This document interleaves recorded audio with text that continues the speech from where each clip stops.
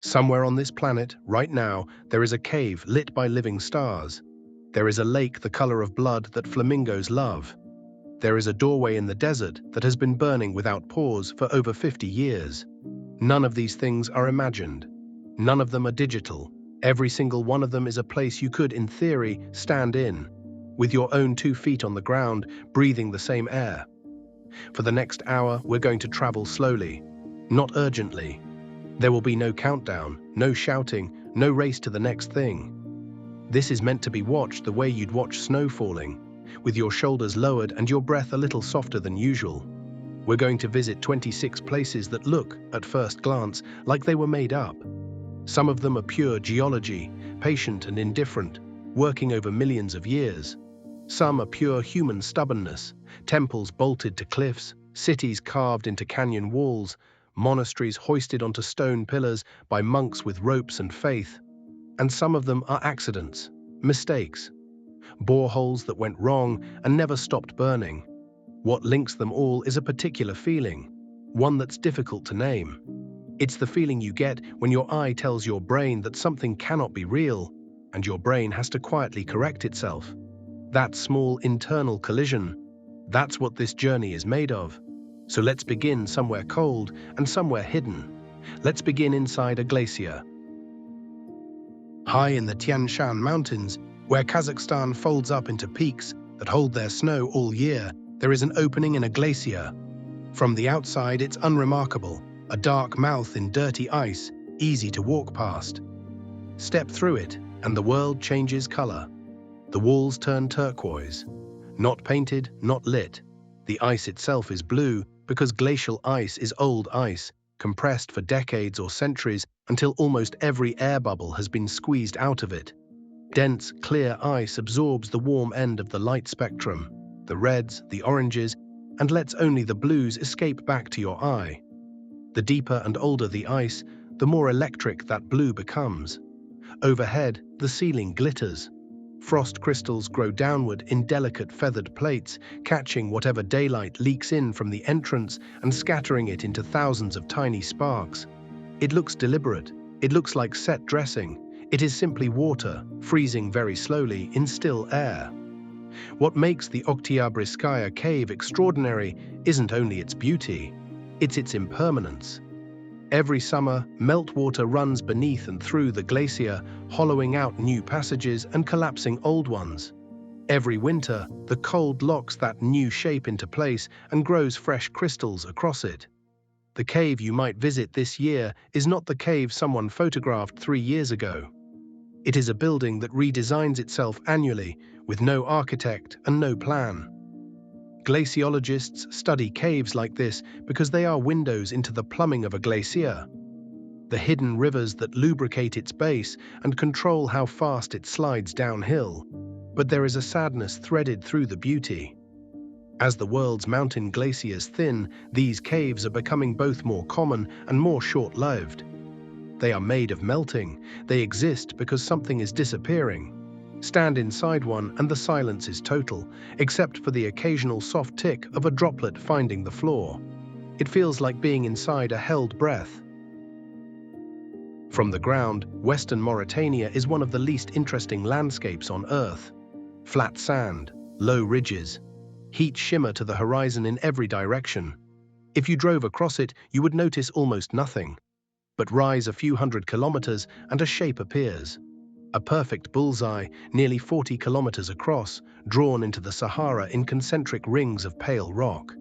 It is so regular, so obviously circular, that astronauts on early Gemini and Apollo missions used it as a landmark, one of the few features on the planet that is genuinely easy to find from orbit. For years, the assumption was obvious. Something hit us here. A meteorite, enormous, punching a crater into the desert. It's the most intuitive explanation for a circle that large. But the evidence never arrived. Impact craters leave fingerprints, shocked quartz, melted glass, particular minerals that only form under instantaneous, unimaginable pressure. Geologists searched the Rishat structure and found none of them. What they found instead was a dome. Deep beneath this part of Africa, molten rock pushed upward long ago without ever breaking the surface. lifting the sedimentary layers above it into a broad blister. Those layers were not all the same. Some were hard quartzite, some soft limestone and sandstone. And then, over 100 million years, the wind and the rare rains went to work. They stripped the blister away from the top down. Soft rock eroded quickly, hard rock resisted and stood proud. The result is what you'd get if you sanded the top off a layer cake. A set of perfect concentric rings, each one a different stratum of ancient seabed and desert, exposed edge on. So the eye of the Sahara is not a wound. It is a cross-section. It is the inside of the Earth's history, laid flat and viewed from above. Within those rings, archaeologists have found Acheulean stone tools scattered across the ground, hand axes made hundreds of thousands of years ago when this desert was green and rivers ran through the rings and people lived here.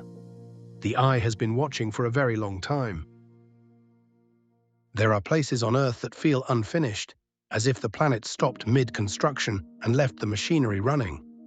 The Danakil Depression in northern Ethiopia is the clearest example. It sits more than 100 meters below sea level, in a triangle of land where 3 tectonic plates are slowly pulling apart. Average temperatures hover around 35 degrees Celsius year-round, and midday readings have exceeded 50. It rains almost never. And yet, across this baked salt plain, there are pools. Bright, impossible pools. Sulfur yellow, copper green, rust orange, chalk white. They bubble and hiss and lay down crusted mineral terraces around themselves, growing like coral made of chemistry. The colors come from superheated groundwater rising through volcanic rock, dissolving iron, sulfur, and salt on its way up, then dumping them at the surface as the water flashes away in the heat. The greens are iron compounds and algae, the yellows are elemental sulfur, the whites are salt. Nothing here is dyed, everything is precipitate. And in these pools, in water that is both scalding and acidic enough to burn skin, microbiologists have found life, extremophile microbes that shouldn't be possible, which is precisely why astrobiologists come here. If anything ever lived on early Mars or lives now beneath the ice of a distant moon, it probably looks more like a Danakil microbe than like us. To the south stands Erta Ale, the smoking mountain in the local Afar language. It holds one of only a handful of permanent lava lakes on the entire planet. Most volcanoes erupt and then seal themselves shut. Erta Ale has kept an open, churning window into its magma chamber for over a century. Stand at the rim at night and you look down at a slowly rotating skin of black crust, cracking apart into seams of orange, healing, cracking again. The same convection that stirs the whole Earth's interior, happening in miniature right in front of you. The Afar people have lived and worked here for generations, cutting salt from the flats into rectangular slabs and loading them onto camel caravans, a trade route that has run essentially unchanged for centuries. They walk across the hottest place in the world, carrying its residue on the backs of animals. It is difficult to imagine a more human image than that. Out of the green forest of central Sri Lanka, a single block of rock rises 200 meters straight up. It is the hardened magma plug of a volcano that eroded away entirely, leaving only its throat behind, a natural tower with sheer sides on every face. In the 5th century, a king decided to live on top of it. The story, as the chronicles tell it, is a dark one. King Kashyapa is said to have seized the throne by walling his own father up alive, then fled the traditional capital in fear of his half-brother's revenge. He chose this rock, and he did not merely fortify it. He built a city. At the base, he laid out water gardens, symmetrical pools, terraces, and fountains fed by underground pressure channels. Some of those fountains still work. During the monsoon, water rises through 5th century stone pipes and spouts into the air. Powered by nothing but gravity and an engineer's understanding of hydraulics 1500 years old. Halfway up the rock face, sheltered beneath an overhang, are the frescoes. Painted women in ochre and gold, their expressions unhurried, floating against a background of nothing. There may once have been hundreds of them. A few dozen survive, and they have kept their color for a millennium and a half. Higher still, you reach a terrace where a colossal lion once crouched. Visitors were meant to walk up the staircase and into the creature's open mouth to reach the summit. The lion is gone now. Only the paws remain, two enormous carved forefeet flanking the final ascent, each claw taller than a person. The name Sigiriya is thought to come from this. Sunhagiri, the Lion Rock. At the top, more than a hectare of flat summit holds the foundations of the royal complex. A palace, cisterns cut into bare stone, and gardens suspended in the sky. Kashyapa reigned here for 18 years. Then his brother came back with an army, and the king rode out to meet him, and lost. The rock became a Buddhist monastery instead, and eventually the forest reclaimed the bottom of it. But scratched into a polished wall along the western face are hundreds of verses, graffiti left by visitors between the 6th and 13th centuries. Ordinary people climbing an already ancient ruin, writing poems about the painted women. Tourists 1,000 years before tourism. There is no dramatic approach to Petra. That is the entire point. You walk into a crack. The Siku is a natural fissure in the sandstone over a kilometer long, in places only 3 meters wide, with walls that climb 80 meters above you and lean inward so that the sky becomes a thin ribbon. It is cool in there and dim, and the noise of the outside world falls away. You walk for 20 minutes, seeing nothing but rock.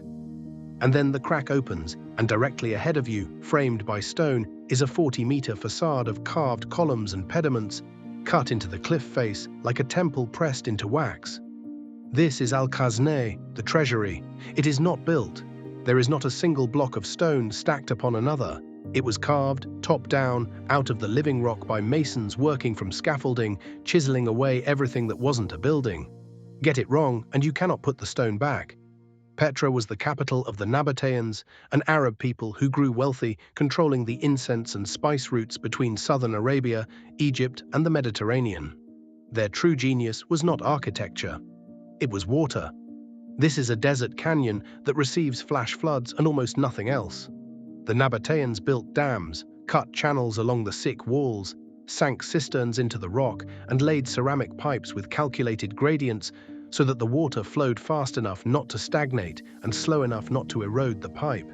They could store enough to support a city of perhaps 20,000 people, and gardens in a place that should support none. The treasury was almost certainly a royal tomb, not a vault of gold, though the local Bedouin legend about treasure hidden in the stone urn above the entrance was persistent enough that people once fired rifles at it, and you can still see the bullet marks. Beyond it, the canyon opens into a whole city, a theater cut into rock with seating for several thousand, a colonnaded street, hundreds of tombs, and 800 steps climbing to the monastery. Larger even than the treasury and almost always emptier. Rome annexed Petra in the 2nd century. Earthquakes and shifting trade routes did the rest. By the medieval period, it was known only to local tribes, and the wider world forgot it for something like 600 years, until a Swiss traveler talked his way in, disguised as a pilgrim in 1812. A city hiding behind a crack in a rock. Beneath the green hills of New Zealand's North Island, there is a river running through limestone in total darkness. You get into a small flat boat. The guide asks for silence, not for atmosphere, but because the animals respond to sound. The last of the light disappears behind you, and then you look up, and there is a galaxy overhead. Thousands upon thousands of tiny blue-green points scattered across the cave ceiling in drifts and clusters, reflected perfectly in the black water beneath the boat so that you seem to be floating in the middle of a starfield. It looks like the night sky. It is not. Each of those lights is an animal. Arachnocampa luminosa, the New Zealand glowworm, is not a worm at all but the larva of a fungus gnat, found nowhere else on Earth. It lives on the cave ceiling in a hammock of mucus and silk, and it glows using a chemical reaction in a modified organ at the end of its abdomen, luciferin, oxygen, and an enzyme, producing light with almost no waste heat. That light is a lure. Hanging from each larva are dozens of silk threads, up to half a meter long, beaded with sticky droplets. Insects hatched in the stream below, or blown in from outside, navigate toward what they take to be open sky, fly into the lines, and are hauled up and eaten. The starry ceiling is a fishing net, and the hungrier a larva is, the brighter it burns. which is why the most spectacular displays are, in a sense, the most desperate. Because they compete for space and food, glowworms space themselves out along the ceiling, which is what gives the whole display its uncanny, deliberate-looking distribution. Too close and they will eat each other. The caves themselves are around 30 million years old, formed from limestone made of the shells and skeletons of marine creatures on an ancient seabed, later lifted and folded by tectonic pressure, then dissolved from within by slightly acidic groundwater over an unimaginable stretch of time. Above the water, there are chambers of stalactites and a natural rock cathedral with acoustics good enough that choirs have recorded in it. The Maori of the region knew these caves long before Europeans arrived. A local chief, Tane Tinorao, explored them with an English surveyor in 1887 and later opened them to visitors himself. His descendants still work there, so the stars are alive, the ceiling is a trap, and the whole thing is somehow more beautiful for knowing it. On a small, uninhabited island in the Palau archipelago in the western Pacific, there is a lake in a bowl of jungle-covered limestone. It is about 400 meters long. You swim across it, and after a few strokes, you begin to see them. Golden shapes, pulsing slowly upward through the green water, then more, then thousands. Then you cannot see water at all, only jellyfish, filling the light in every direction like a suspended snowfall moving in slow motion. And they do not sting you. Around 12,000 years ago, as the last ice age ended and sea levels rose, seawater flooded into this depression in the ancient reef. Then the land shifted, and the lake was cut off, connected to the ocean now only by narrow fissures in the porous rock, too small for anything large to pass through. A population of golden jellyfish was trapped inside. With no significant predators left in their new world, the enormous energy cost of maintaining potent venom stopped being worth paying. Over thousands of generations, their sting weakened until it became too faint for most human skin to register. Evolution does not add armor for no reason, it also takes it away. What they kept instead was a partnership. Inside their tissues live symbiotic algae, zooxanthellae, the same kind that live inside corals. The algae photosynthesize and share sugars with their host. This turns the jellyfish into something like a swimming garden, and it dictates their entire daily routine. Every morning they migrate east across the lake, following the sun. Every afternoon they migrate back west, keeping their algae in the light while carefully avoiding the shaded edges where anemones wait to eat them. They also avoid the depths, because below about 15 meters, this lake is lethal. The water doesn't mix. The lower layer is stagnant, oxygen-free and saturated with hydrogen sulfide, which can be absorbed through skin. Divers are not permitted below the boundary. The jellyfish, of course, have always known. The lake has had a difficult recent history. A severe El Niño drought around 2016 raised temperatures and crashed the population from over 8 million to almost none. For a while, snorkelers swam in an empty lake, but polyps survived on the rocks, waiting, and the medusae came back. Millions of them, once again pulsing east each morning after the sun. In central Anatolia, the ground is soft. Several million years ago, a cluster of volcanoes buried this region under hundreds of meters of ash. That ash compacted into tuff, a rock so soft you can cut it with a hand tool, but which hardens on exposure to air. In places, harder basalt lava capped the tuff. And then came the wind and the rain. Where the hard cap survived, it sheltered the soft rock directly beneath it. Everything around eroded away. What remains is a valley full of tapering stone cones, sometimes 20 or 30 meters tall, each wearing a dark boulder like a hat. The locals call them peri bacallara, fairy chimneys. But the strangeness of Cappadocia isn't only that the rock looks carved, it's that it is carved. Because tuff is soft, people have been hollowing it out for at least 3,000 years. Not building on it, building into it. Houses, stables, storerooms, pigeon lofts cut high into cliff faces because pigeon droppings were the fertilizer that made farming possible here. And churches, hundreds of them, chapels excavated from the inside out, with columns and domes that hold up nothing, carved purely because that is what a church should look like. Their walls are covered in Byzantine frescoes, deep reds and blues, preserved by the cool, dry dark. Then go deeper. Beneath the surface lie underground cities, Derinkuyu, Kaymakla, and dozens more, descending as much as 18 stories into the earth. Derinkuyu alone could shelter thousands of people along with their livestock. It has ventilation shafts running the full depth, wells that couldn't be poisoned from above, wine presses, chapels, stables, and enormous circular stone doors that could be rolled across a passage from the inside only. These were not homes. They were hiding places, used across centuries whenever an army came through, and armies came through often. People would take their animals and their food underground and simply wait in the dark until the world above was safe again. Today, the most famous image of Cappadocia is 100 hot air balloons rising into a pink dawn over the chimneys. It's a beautiful sight, and it's also a strange inversion. For most of this landscape's human history, safety meant going down as far as you could. Now people pay to float above it. Most castles are answers to a question about defense. Neuschwanstein is not. It has no strategic position worth holding, no meaningful fortifications, and it was begun in 1869, an age of railways, telegraphs, and artillery that could have reduced it to rubble in an afternoon. It is a castle in the way a stage set is a room. Ludwig II of Bavaria came to the throne at 18. He was not, by temperament, a ruler. He was obsessed with medieval legend, with the operas of Richard Wagner, and with an idea of kingship that had been obsolete for 400 years. In 1866, Bavaria backed the losing side in the Austro-Prussian War, and Ludwig's real political power largely evaporated. So he built, on a rocky spur above the Hohenschwangau Valley, he commissioned a castle designed not by an architect first, but by a theatrical scene painter, Christian Jank, who worked in the Munich Court Theatre. It shows. Every silhouette is composed for the view from below, and inside, the contradiction deepens. The rooms are painted with scenes from Wagner's operas, Lohengrin, Tannhäuser, Tristan. There is an artificial grotto with a waterfall.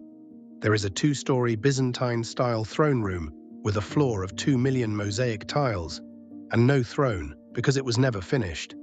But behind the fantasy, the building is thoroughly modern. Steel framing, a hot air central heating system, running water on every floor, flushing toilets and telephones. A medieval dream, plumbed. Ludwig paid for it not from state funds, but from his own income and, increasingly, from vast borrowing. The debts became a crisis. In June 1886, a government commission declared him insane without ever examining him, and deposed him. 2 days later, he was found dead in the shallows of Lake Starnberg alongside his psychiatrist. The verdict was suicide by drowning. The autopsy found no water in his lungs. It has been argued about ever since. He had lived in his castle for a total of perhaps 170 nights. Within 6 weeks of his death, the palace he had built as a private refuge, a place explicitly meant to keep the world out, was open to paying visitors. It now receives well over $1 million a year, and its outline, filtered through a Walt Disney sketchbook in the 1950s, became the most recognizable castle silhouette on Earth. A shy man's hiding place turned into the universal symbol of make-believe. In central Greece, in the plain of Thessaly, a group of stone pillars rises abruptly out of flat farmland. Some are more than 300 meters tall. They are made of a conglomerate, a natural concrete of pebbles and sand, deposited by a river delta into an ancient sea some 60 million years ago, then lifted by tectonic movement and cut apart by water and frost into isolated towers with vertical, often overhanging sides. The name given to them says everything. Meteora, suspended in the air. Hermits came here first, probably around the 11th century, climbing into caves and crevices in the rock faces to live alone. By the 14th century, with the Byzantine world collapsing under Ottoman and Serbian pressure, that solitude became strategy. Monks began building not in the caves, but on the summits, full monasteries, with chapels, refectories, cells, cisterns, and libraries, on top of pillars with no path up. How they did it first is genuinely unclear. The most likely answer is the least satisfying. Rope scaffolding lodged in cracks, patience, and enormous risk. Once established, the monasteries maintained access by two methods: rope ladders, which could be pulled up, and nets. A visitor or a sack of grain or a new abbot would be loaded into a rope net and winched up hundreds of meters by monks turning a windlass in a small tower at the summit. There's a story, probably too good to be true, but repeated for centuries, that when travelers asked how often the rope was replaced, the answer was, when it breaks.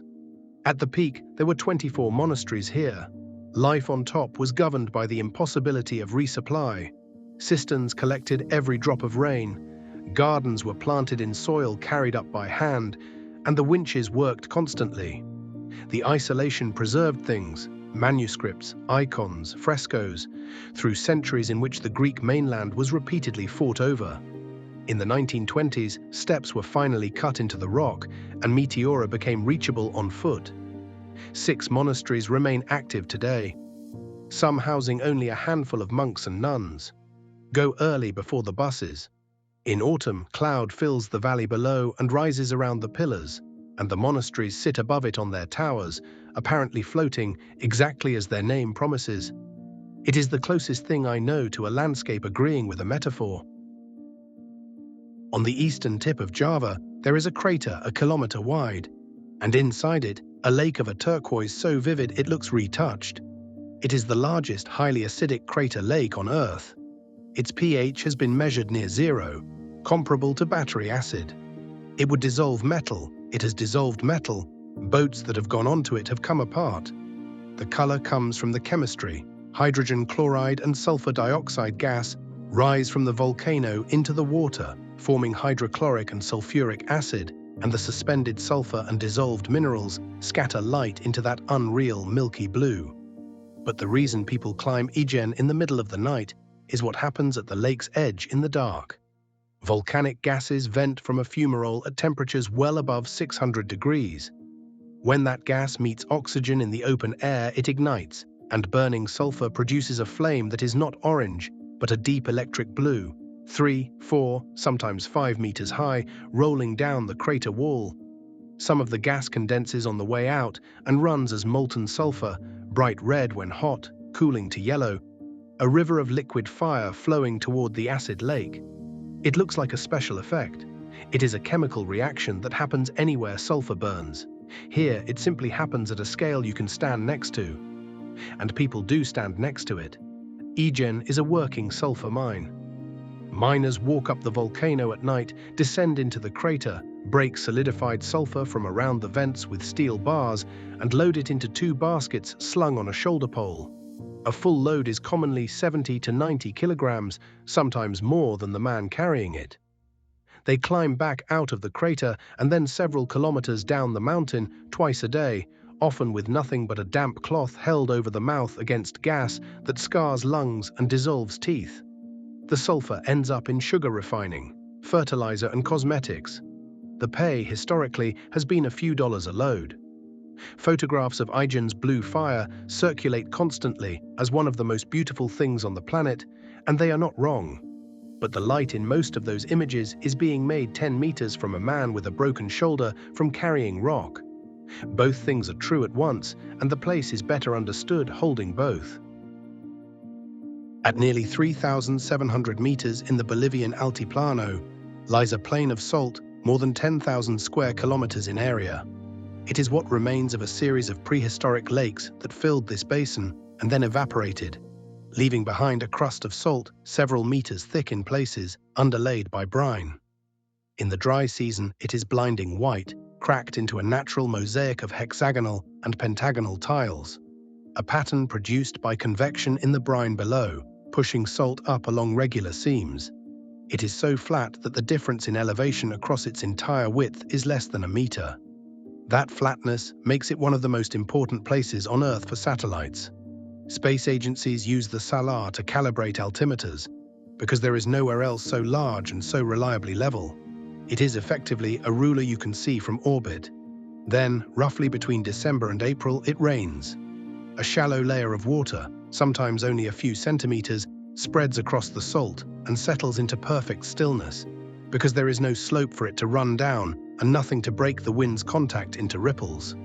And the plane becomes a mirror, not a metaphorical mirror, a genuine horizon-erasing reflection in which the sky appears above and below with no visible boundary between them. Clouds sit under your feet. People walking across it appear to be walking on air. At night, with no light pollution for 100 kilometers in any direction, the stars double, and it becomes almost impossible to say which way is up. Underneath all of this is something the modern world wants very badly. The brine beneath the crust holds one of the largest lithium reserves on the planet, perhaps a substantial fraction of everything known. Lithium is in the battery of the device you are probably watching this on. How and whether and by whom that resource gets extracted is one of the central economic questions of Bolivia's future, and there is no easy answer in it. But for now, at dusk in the wet season, you can stand at the center of a salt flat the size of a small country, while the sunset happens simultaneously above and below you, in perfect symmetry, and the only sound is a very thin wind. It is one of the few landscapes that genuinely defeats a photograph. In the high desert of northern Nevada, on the edge of the Black Rock Desert, there is a mound about 4 meters tall, streaked in scarlet, emerald and mustard yellow, with water jetting continuously from 3 uneven cones at its top. It looks organic. It looks like coral or a termite mound or something grown rather than formed. And it is an accident. In 1917, someone drilled a well here, looking for water for irrigation. They found water, but it was geothermal, well over 90 degrees, useless for farming. The well was abandoned and left uncapped. Over decades, dissolved calcium carbonate in that hot water began precipitating around the opening, building a cone. Then, in 1964, a geothermal energy company drilled a second test well nearby. It too was found unsuitable and, according to the usual account, improperly sealed. Pressurized hot water found the easier exit, and it has not stopped since. Everything you see at Fly Geyser has been deposited by that water in the years since 1964. The mound grows by centimeters a year, and it is still growing. The colors are alive. Thermophilic algae, heat-loving microorganisms, colonize the wet mineral surfaces, and different species thrive at different temperatures, which is why the reds, oranges, and greens arrange themselves in bands like a contour map of heat. The same effect paints the hot springs of Yellowstone. Here it happens on a structure the size of a garden shed, in the middle of an empty scrubland plain, beside a set of terraced pools that steam gently in the cold desert morning. For most of its existence, the geyser stood on private ranch land and could only be seen from the road, which gave it a certain mythic quality. Thousands of photographs, almost nobody who had actually stood beside it. In 2016, the land was purchased by the organization behind the Burning Man Festival, and limited guided access began. What makes Fly Geyser worth pausing on isn't just that it's beautiful. It's the reminder that human error and geological process are not separate categories. A century ago, somebody made a mistake with a drill. The planet took that mistake and, without hurrying, turned it into something that looks like it belongs in a different world. We will see that happen again before this journey is over, though not always so gently. In eastern Siberia, in the Sakha Republic, there is a hole in the ground more than a kilometer across and over 500 meters deep. From the air, the terraced spiral of its sides is so regular and so vast that the trucks working the bottom look like specks of dust. It is one of the largest excavated holes on Earth. The airspace above it is closed to helicopters. The descending air currents over the pit have been considered dangerous enough to pull aircraft down. The story begins in 1955, when Soviet geologists searching for diamonds found kimberlite, the deep volcanic rock that carries diamonds up from over 150 kilometers below the surface. Kimberlite pipes are the frozen throats of extraordinarily violent, extraordinarily ancient eruptions, and diamonds are simply passengers in them, formed in the mantle under pressures nothing at the surface can replicate. The find was so significant that the coded telegram sent back to Moscow read, "Smoking the pipe of peace, tobacco excellent." The town of Mirny was built beside it in some of the harshest conditions on the planet. Winter temperatures here can fall below -50. The ground is permafrost, and in winter it was so hard that machinery seized and steel shattered. Crews used jet engines to thaw the earth and dynamite to break it. In summer, the permafrost turned to mud that swallowed equipment. The mine ran anyway for decades, at its peak producing millions of carats a year. Open pit work ceased in 2001, and the operation moved underground beneath the pit, until a catastrophic flood in 2017 killed workers and halted it. What remains is the hole, and the hole does something strange to your sense of scale. It is not beautiful exactly. It is a spiral of grey terraces descending into shadow, snow on the upper rings, a small pool of dark water at the bottom. But it registers as geological, as if the earth itself did it. It didn't. Every one of those terraces is a road cut by machines in living memory for stones we value largely because we agree to. It is one of the few sites that makes human industry feel like a force of nature, and it's genuinely difficult to decide whether that thought is impressive or unsettling. Probably it's meant to be both. In 1991, a man named Ho Khan was in the jungle of Quang Binh province in central Vietnam, sheltering from a storm, and he found a hole in a cliff. Cold air was rushing out of it, and he could hear a river roaring somewhere below. He couldn't get down. He went home, and then, over the following years, he lost it. The jungle here is dense enough that a cave entrance, a few meters wide, can simply vanish. It took him until 2008 to find it again, and 2009 for a British caving expedition to descend into it. What they found is the largest known cave passage on Earth. Son Jong is over 5 kilometers long, and its main gallery is in places 200 meters high and 150 meters wide. Large enough, in the frequently repeated comparison, to fly a Boeing 747 through, or to hold an entire New York City block, including 40-story buildings. It was carved by a river cutting down through limestone along a fault line over perhaps 2 to 5 million years. And then something unexpected happened. In 2 places, the ceiling collapsed. Those collapses, called dolenes, opened enormous skylights to the surface, and sunlight poured into a cave that had been dark since it formed. Where the light lands, jungle grows. There are trees inside Son Joong more than 30 meters tall.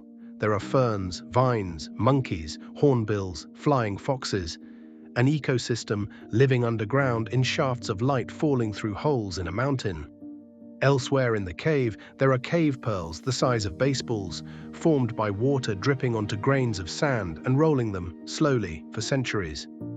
There is a 70-meter calcite wall the cavers named the Great Wall of Vietnam. And because the cave is so vast, it makes its own weather. Warm, humid air meets cooler air from the entrances, and clouds form inside, drifting through the chambers below the ceiling. Rain falls indoors.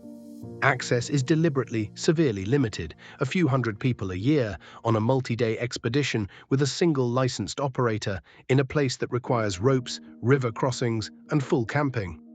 There was a proposal once for a cable car. It was refused. There is something quietly reassuring about the idea that the largest room on the planet is one that most of us will only ever see in photographs, and that this is on purpose. Lake Baikal in southern Siberia is a crack in a continent. It sits in a rift valley where the Earth's crust is slowly pulling apart, and that rift has been filling with water for something like 25 million years, making Baikal the oldest lake in the world. It is also the deepest, over 1,600 meters, and it holds roughly a fifth of all the unfrozen fresh water on the planet's surface. More than all the North American Great Lakes combined, in a single body of water. Its age has made it a laboratory. Something like 2,000 species live in Baikal, and a majority of them exist nowhere else, including the Nerpa, the world's only exclusively freshwater seal, whose ancestors somehow reached a lake 3,000 kilometers from any ocean. Tiny crustaceans clean the water so thoroughly that in summer you can see 30 or 40 meters down. And then, for 4 or 5 months a year, the whole thing freezes over.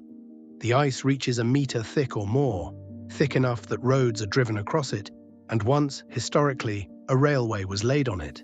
But what makes Baikal's ice extraordinary is its clarity.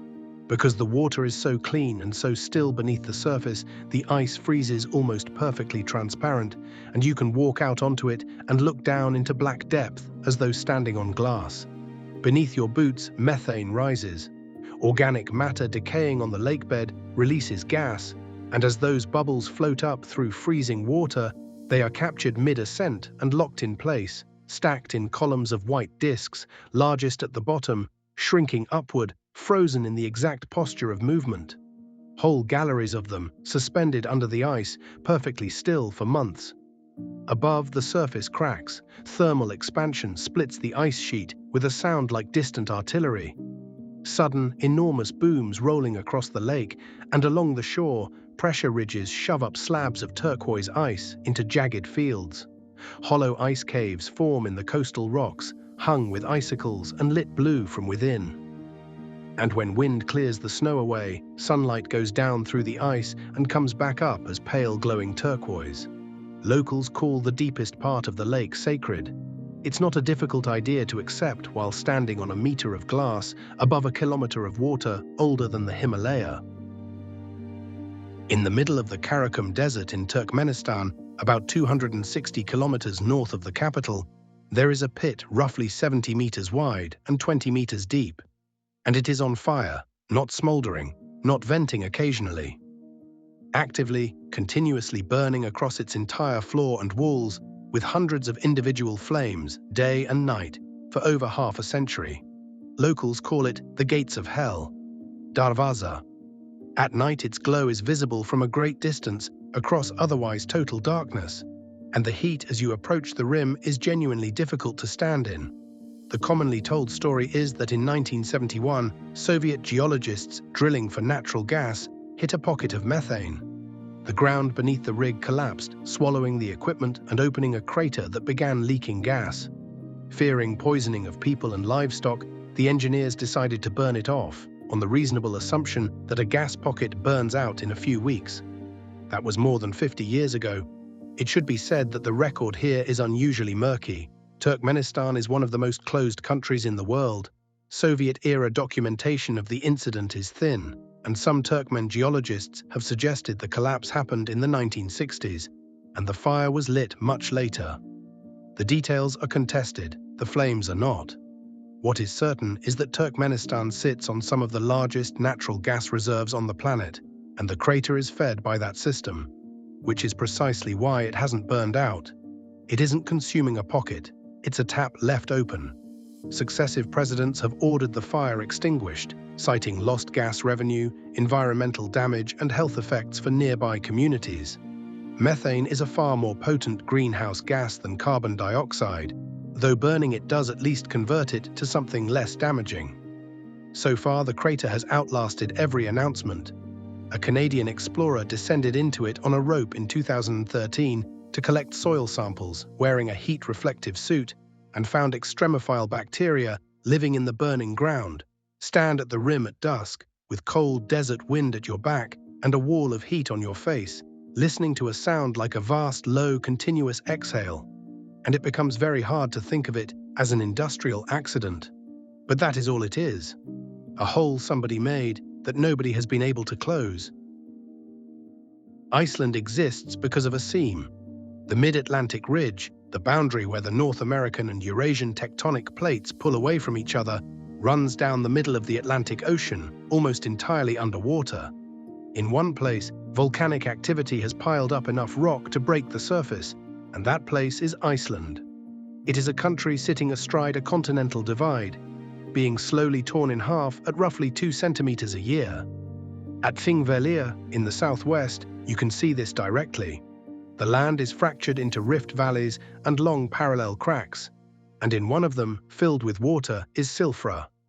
The clarity of the water is the first thing that stops people. Visibility exceeds 100 meters. In some conditions, it is described as effectively unlimited. Divers report the disorienting sense of floating in air. The reason is the water's journey. It falls as rain and snow on the Langjökull Glacier, 30 to 50 kilometers away, then filters underground through porous volcanic basalt for somewhere between 30 and 100 years before emerging into the fissure. That slow passage strips out virtually every particle. The water arrives at 2 degrees Celsius, glacially cold, and so pure that divers routinely drink it mid-dive by pulling out the regulator. Descend, and the fissure narrows into a canyon of black lava rock, with walls rising on either side. This is where the story gets simplified in a way worth being honest about. It's often said you can touch North America with one hand and Europe with the other, and the image is irresistible, a person suspended between 2 continents. Geologically, the boundary is a wide, messy zone rather than a single line, so the 2 walls of any one crack aren't strictly 2 different plates. But the fissure itself absolutely is the product of the plates separating, torn open by a series of earthquakes as the ground here stretched apart. You are, unquestionably, floating inside the gap where a continent is coming apart. Silphra grows a little wider every year. Occasionally, an earthquake widens it suddenly. Sunlight enters from above and falls in shifting blue and green shafts down the rock, and there is almost nothing alive in the water, a little bright green troll hair algae on the rocks, and that is essentially it. Just cold, absolutely clear water filling a crack between 2 halves of the world. On the island of Flores in eastern Indonesia, a volcano holds 3 crater lakes near its summit. They sit close together, 2 of them separated by a shared crater wall only a few meters wide, and they are different colors. Not slightly, startlingly. One might be turquoise, another olive green, the third deep red-black. And crucially, they don't stay that way. Over months and years, the lakes change color independently of one another. A lake that was black can turn a rich green. One that was blue can turn brown, or a deep, unsettling red. The changes have been documented for as long as anyone has kept records. The cause is chemistry, driven by the volcano beneath. Each lake sits above its own fumarole system, delivering different gases at different rates, sulfur dioxide, hydrogen sulfide, carbon dioxide, into water bodies with different depths and mineral content.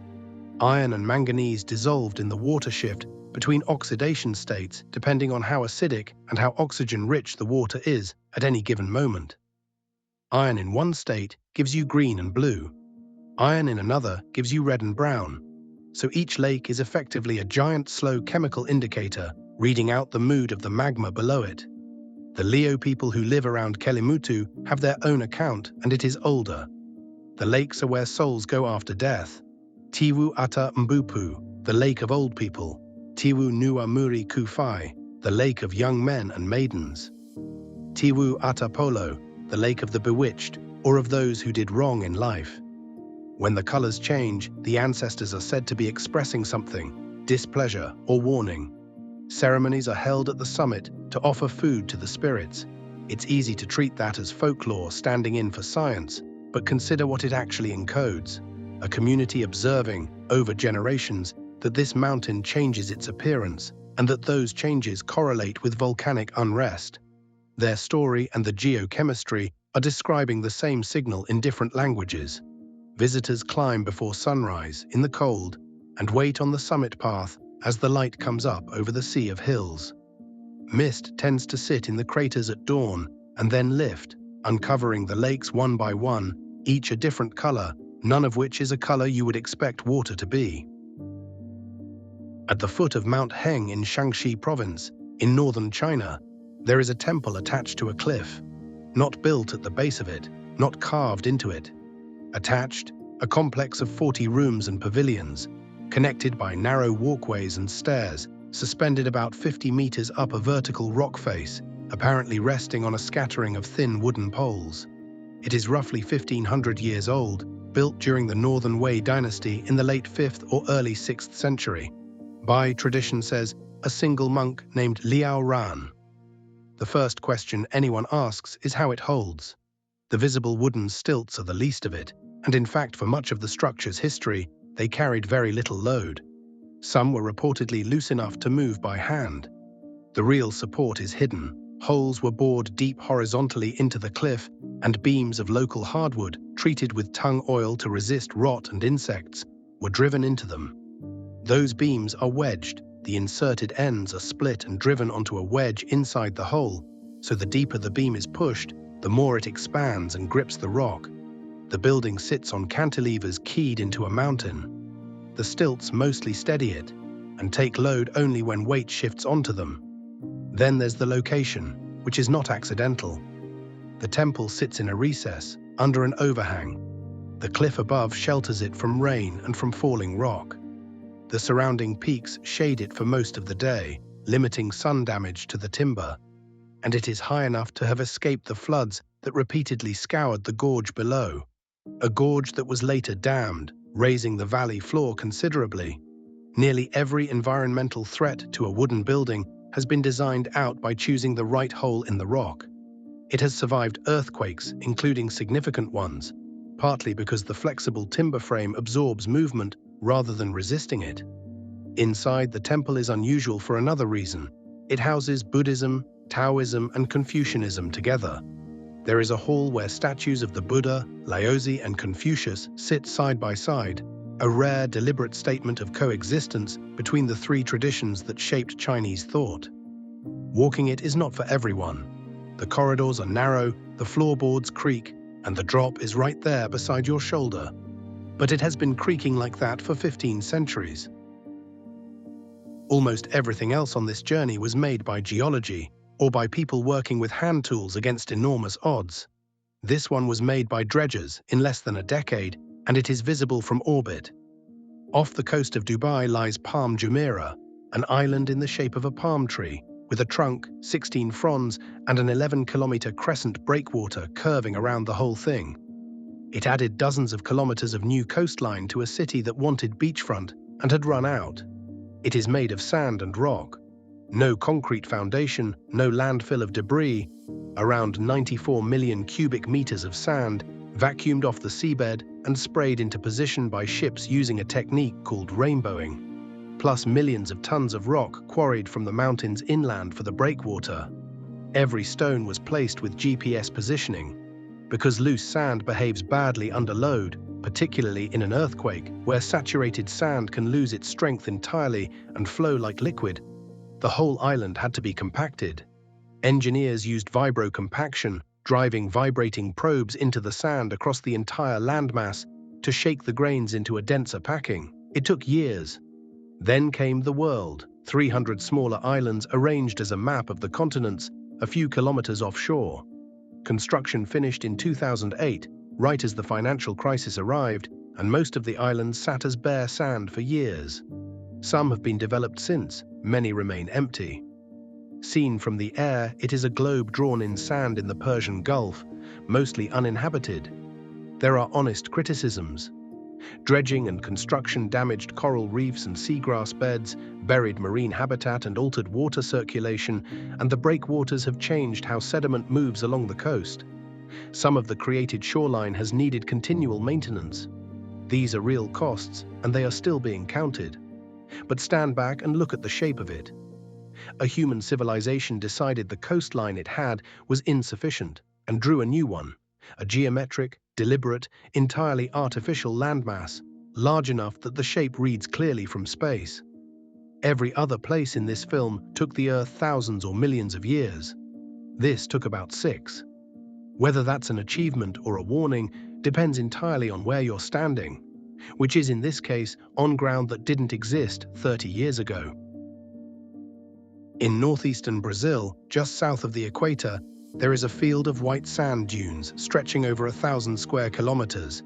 Crisp crescent ridges, sharp shadows, no vegetation. Every visual signal says desert. It isn't one. Lençóis Maranhenses receives around 1,500 millimeters of rain a year, roughly 300 times what falls on the Atacama. It is one of the wettest deserts imaginable, and by any climatic definition, not a desert at all. The dunes exist for a different reason. 2 rivers carry sand from the interior down to the Atlantic. The ocean currents push that sand back onto the shore, and the strong, consistent trade winds pick it up and drive it up to 50 kilometers inland, piling it into dunes. It's a conveyor belt of sand, running river to sea to wind to land, and it has been running for tens of thousands of years. The result is a landscape shaped like an arid one and drenched like a rainforest coast. And that combination produces the thing people come for, Beneath the sand lies impermeable rock, so the rain can't drain away. Between roughly January and June, the wet season fills every hollow between the dunes with water, creating thousands of lagoons, clear, warm, turquoise and green, some hundreds of meters long and 3 meters deep, arranged in the valleys of a dune field to the horizon. Seen from above, it looks like a bedsheet, which is exactly what lençóis means in Portuguese. White sheets. And there are fish in them. Which raises an obvious problem, since the lagoons evaporate almost entirely by the end of the dry season. Some species are thought to arrive as eggs carried by birds. Others survive by burrowing into the wet mud at the lagoon bed and waiting out the dry months in a dormant state, re-emerging when the rains return. A fish in a sand dune that sleeps through the summer underground. A few small communities live at the edges of the park and inside it, herding, fishing and farming to a rhythm set entirely by the water, moving as the lagoons fill and vanish. There are no roads through the dunes and no permanent buildings among them. Come in September and it is all sand.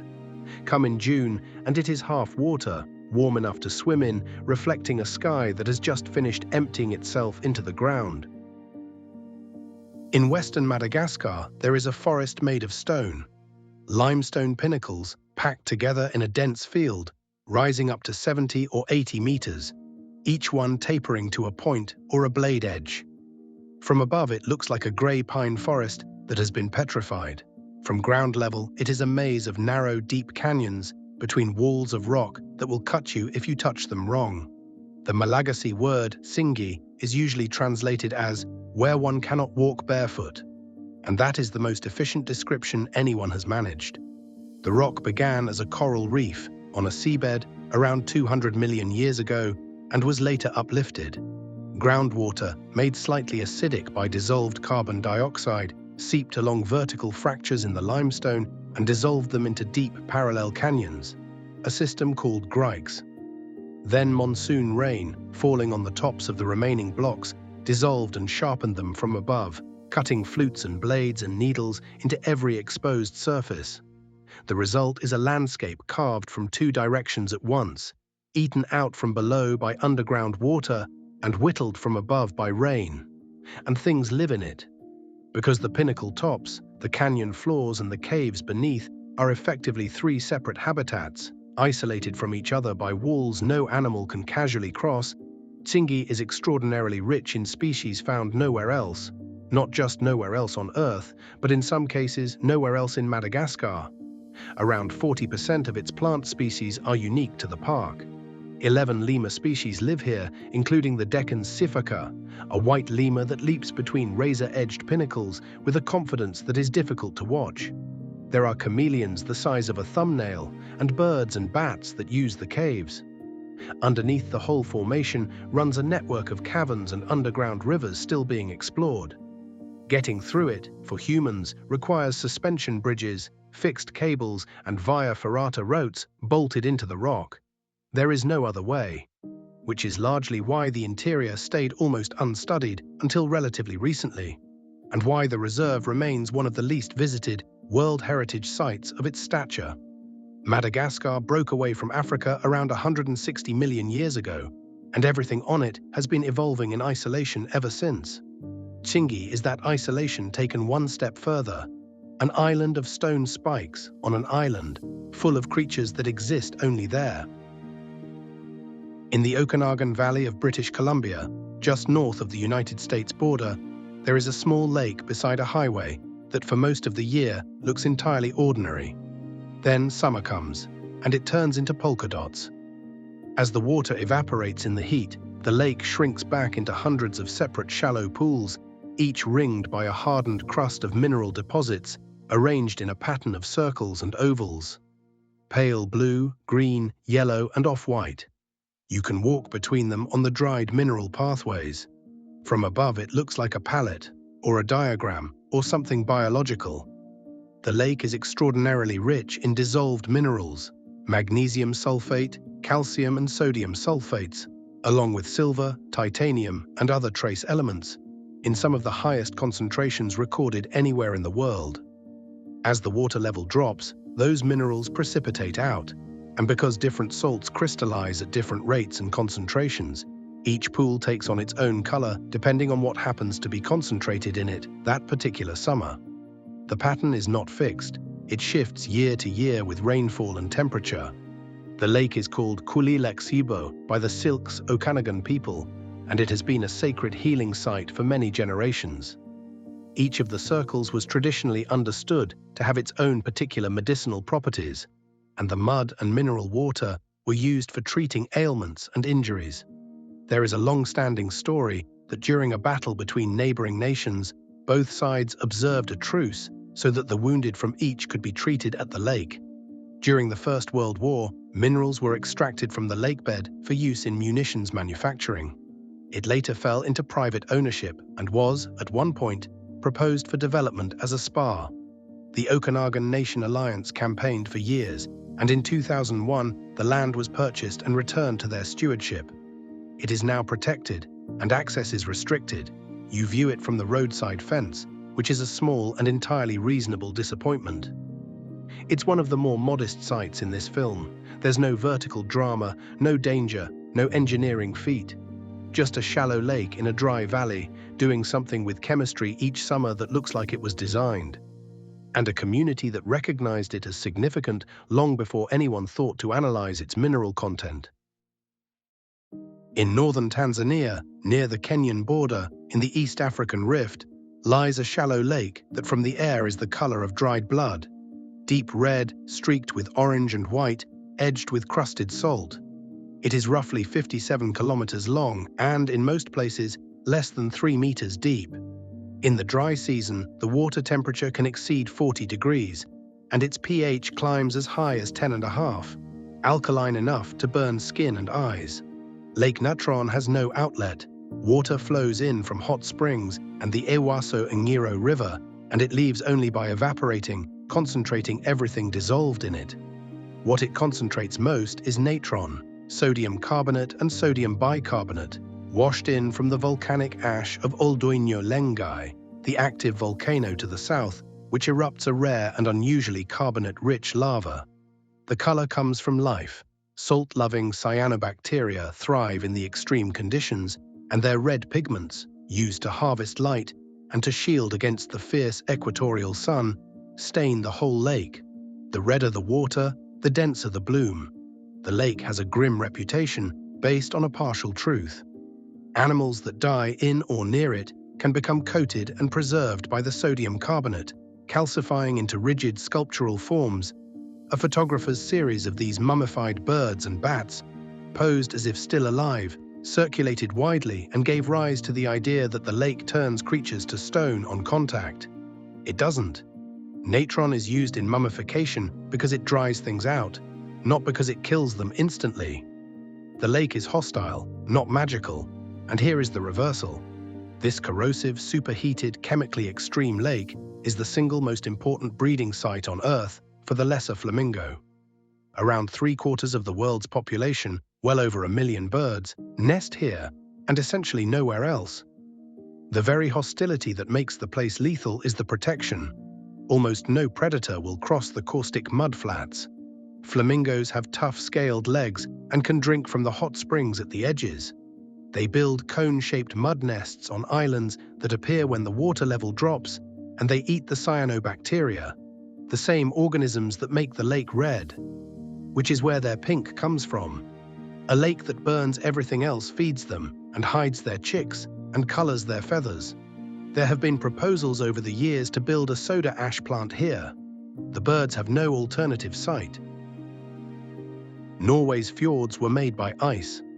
During the glacial periods, enormous glaciers ground their way down existing river valleys, and because ice erodes differently to water, cutting downward and outward, gouging rather than trickling, it carved them into deep U-shaped troughs with near-vertical walls.